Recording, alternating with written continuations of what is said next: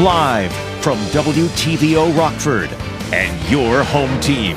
Eyewitness News at 5 starts now. A labor agreement is added to the Barber-Coleman Complex project. Some fear the amendment could scuttle the deal. The suspect in a 10-year-old Rockford girl's murder appears in court. Investigators think he may be connected to another crime in a suburb just down I-90 from us. Plus, local dealerships throwing a party to celebrate an anniversary. A look at the final stop on the trip to Harley-Davidson's home city. Good evening, I'm Mimi Murphy. And I'm Eric Wilson. The future of Rockford's Barber-Coleman property is still up in the air. Last night, aldermen voted to attach a project labor agreement to the redevelopment deal. City Administrator Todd Cagnoni had warned the amendment could kill the Coleman Yards deal. Nikhil Delgado followed up on the vote, and Nikhil, there's mixed reaction to the change in the project.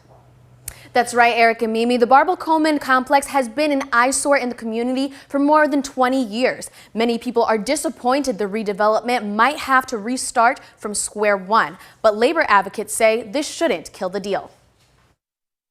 For us to be that close to having a redevelopment project there, and for us to really just, it's just dissolved just overnight, it's a hurting feeling. Pastor William Martin had prayed for the Coleman Yards to become a reality. He believes the project would not only benefit the 5th Ward, but the entire city. The pastor of Providence Baptist wonders why the Project Labor Agreement, or PLA mandate, was brought up so close to the deal being approved. There was so much money that was already invested. I think it was over $2 million that was already invested in this. Paul Nally is the executive director of Project First Rate. He says adding a PLA shouldn't stop the deal. The fact that someone is saying it's killing the project, that may be their perspective on it. We hope that it moves forward, and we believe that a PLA strengthens the entire project for all of those who are involved. Paul believes a PLA is a smart and research-backed tool that will protect taxpayers, workers, and contractors by adding provision, guidelines, and standards. Wages, benefits, working conditions, diversity goals for the workforce, protections for taxpayers, and other provisions. It's basically a universal agreement that covers all of the critical areas of a construction site and sets standards for all workers, whether non-union or union, that are going to be performing work on the job. Pastor Martin still has hope that redevelopment will come to the Barber-Coleman building. I just pray that if it's not killed, that it can, we can do it. But if it is killed, that in the very near future, that we can redevelop that property. It needs to be redeveloped. There is no word yet if the Barber-Coleman deal is officially done or if there's room for negotiation. We reached out to the City Hall to see what the next steps are. No one was available for comment. Mimi? All right, thanks, Nikhil. The man suspected in the kidnapping and killing of a 10-year-old Rockford girl appears in court for the first time. Antonio Monroe's bond was set at $5 million. He was booked into the Winnebago County Jail overnight after receiving treatment in the hospital. Monroe is a registered sex offender. He's charged with first-degree murder in the death of Destiny Huggins. That happened Saturday on 9th Avenue. The 44-year-old is also charged with kidnapping and aggravated battery. During today's court appearance, we learned Monroe was a suspect in a death investigation in Schaumburg. Schaumburg police say Natalie Negre was found dead in a hotel room July 5th.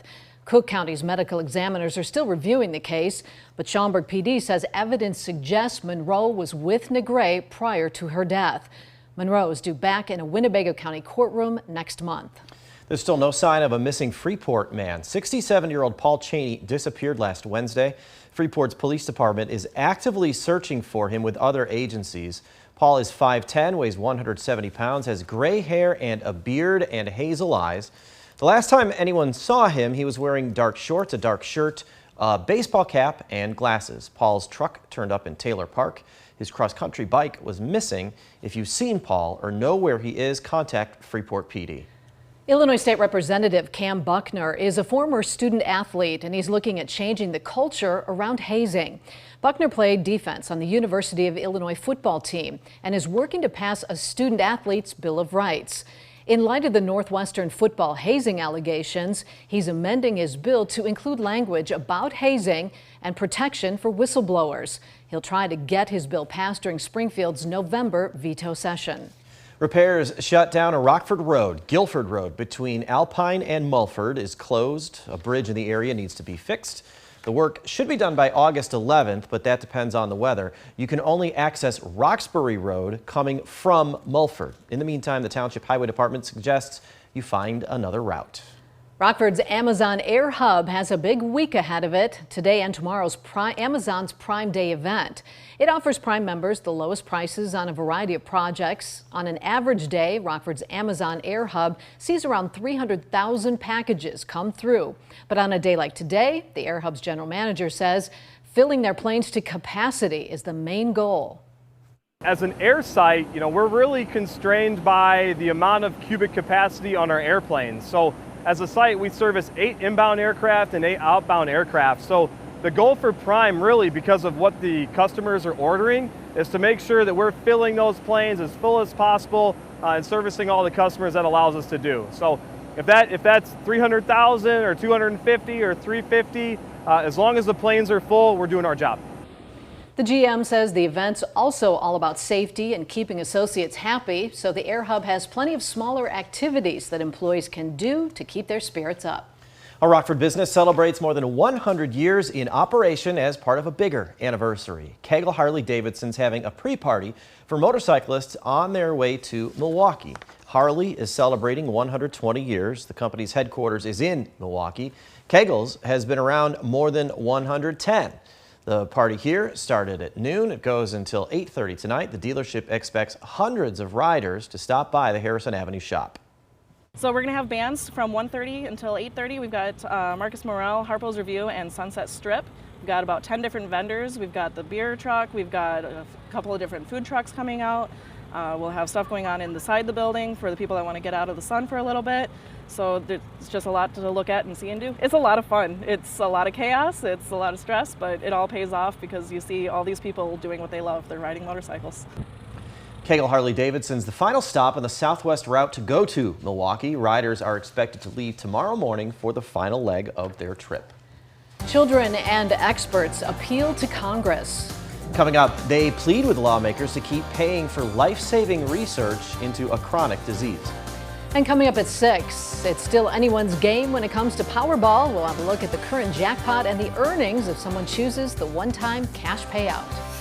We've got a few thunderstorms out there, mostly to the south of us here this evening. That will stay the threat throughout this evening, keeping an eye on a better chance for some thunderstorms tomorrow morning. Timing those out and a look at how much rain could come down, all coming up in your most trusted forecast a little later. You're watching Eyewitness News, your home team with Eric Wilson, Mimi Murphy, Scott Leber, and Chief Meteorologist Candace King. Dozens of kids living with diabetes are on Capitol Hill. They urge Congress to continue funding research. Raquel Martin reports young people living with type 1 diabetes are testifying alongside experts in the field. The diabetes community needs your help.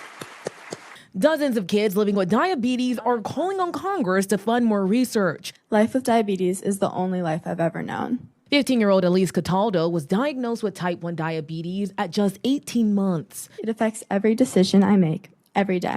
She says thanks to innovations like glucose monitors, she and millions of others can live an almost normal life. At Tuesday's Senate hearing, advocates urge Congress to reauthorize the special diabetes program. We're making progress, but we must do more. Dr. Griffin Rogers heads the nation's Diabetes Research Center. He says the funding, along with emerging artificial intelligence, could spark new scientific breakthroughs. We look forward to achieving our ultimate goal, preventing and curing type 1 diabetes. Lawmakers from both sides of the aisle appear ready to reauthorize the program. In fact, many of them want to go a step further. Michigan Democratic Senator Gary Peters urged his colleagues to also pass his bill, which allows Medicare recipients to access nutrition therapy. Has the potential to help 88 million Americans with prediabetes. Republican Senator John Kennedy says his bill will cap the cost of insulin once and for all. Our bill would cover everybody. Previous attempts to cap insulin prices for everyone have failed. But last year, Democrats did pass legislation capping prices for Medicare patients. In Washington, Raquel Martin. Lawmakers have until September to reauthorize the special diabetes program. It's now been in existence for 25 years. Well, it looks like we're going to have a cloudy week ahead of us. Temperatures will mostly stay in the 80s. We've got a dip coming before they climb right back up. Candace looks at our rain chances too next.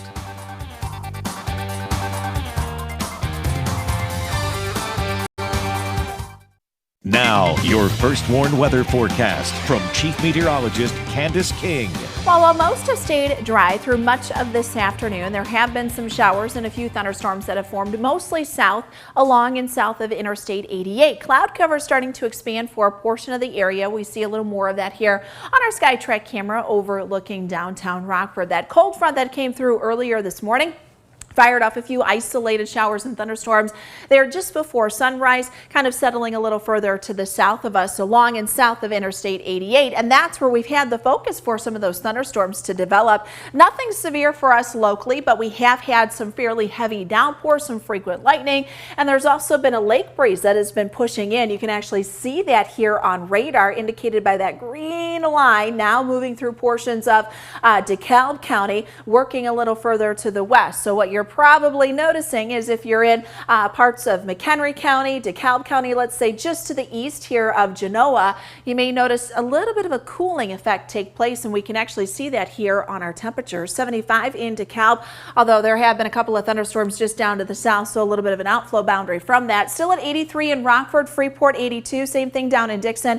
You're up to 87 degrees right now in Sterling, so a little toasty in a couple of spots, and that humidity going up just a bit. Our weather watcher Terry in Genoa has 84 degrees, 61% relative humidity here, and that northwesterly wind at about 9 miles per hour. Any thunderstorms that'll form here for the next couple of hours, those are expected to stay to the south. So we're looking at areas across southern Whiteside County, Lee County, same thing there in DeKalb County, wherever we've got that boundary. But as we get closer to sunset, that storm threat will diminish. We've got a break in some of that activity here as we go through the overnight. But as we get closer to tomorrow morning, so this is after 2, 3, 4 o'clock tomorrow morning, that complex of thunderstorms off to the west, well, that will work in our direction after about 6, 7 o'clock tomorrow morning. So expect an increase in some of those showers and thunderstorms. Now, these most likely are going to be weakening, but along the southern fringe of that could have some gustier winds that would take us through the mid to late morning hours tomorrow. So there is that small risk that there could be some stronger thunderstorms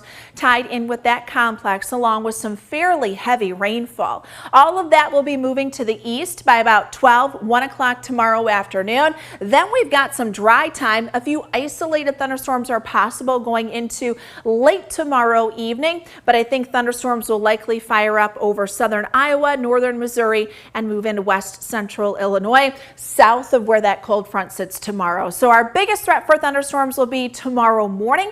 That'll take us through early afternoon and then isolated once we get into the afternoon and evening. Still keeping an eye on a few stronger thunderstorms during the overnight and then again through tomorrow morning. But notice that coverage across parts of Missouri, central and southern Illinois, getting a little bit further into tomorrow afternoon. So after 5 o'clock tomorrow, that storm threat force will really go up. After 1 o'clock tomorrow, that does begin to turn a little more isolated. As far as rainfall totals are concerned, we could see some numbers up over an inch, especially where we get some of that heavier rainfall to come down. So maybe some issues with some flooding, especially the further south you get. 64 degrees, that's where we'll end up for the night tonight. We're up to 79 for tomorrow. Storms likely during the morning. A few strong thunderstorms possible with that heavy rainfall isolated then into tomorrow afternoon. We are back into the 80s looking through Thursday, Friday. A few thunderstorms Thursday afternoon. Better chance comes Friday afternoon. That's a pretty active looking week. Candace, thanks. Scott's in next with sports. He'll have the latest development in the Northwestern hazing story, including how Pat Fitzgerald's fighting back against the allegations. And we'll hear from the one Chicago baseball player who could see action tonight at the All-Star game.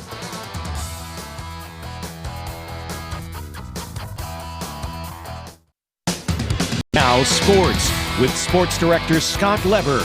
Pat Fitzgerald has lost his job at Northwestern, but he is not going down without a fight. He's taking the university to court. Fitzgerald believes he was wrongly fired and he intends to protect his rights. He'd been under contract with Northwestern for the next 8 years through 2030.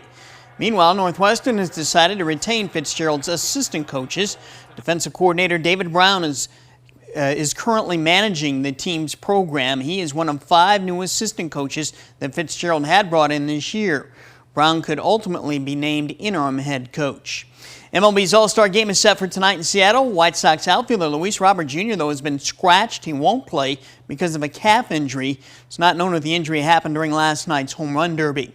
Initially, 3 Cubs were picked to play in the game, but Dansby Swanson is out with a bruised foot. Marcus Stroman has declined to pitch. He wants to rest his arm, and so that leaves Justin Steele as the one Cub who could see action. Steele has won 9 games this season.